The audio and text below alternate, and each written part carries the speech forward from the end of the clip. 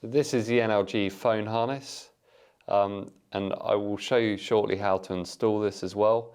But firstly, to run through the features. So we have green silicone for the bottom, we have clear silicone at the top, and this is a key thing for the phone harness, is it doesn't cover the screen of your phone, and also it doesn't interfere with the camera. So you can use your phone exactly as you would normally. There's nothing that's going to interfere with it.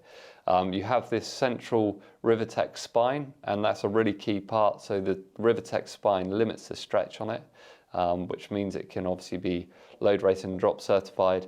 You have a centralized anchor point, and again, this is a key design feature, is that because the anchor point is centralized, in the drop scenario, all four corners of the phone harness pull in towards the center and actually in effect tightens up on itself.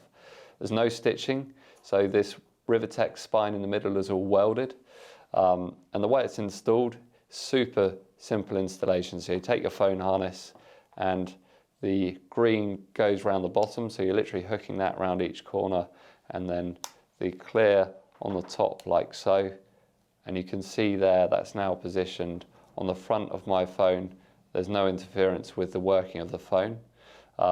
So my phone harness is now installed, and then we recommend using the 101371 mini coil lanyard in conjunction with the phone harness.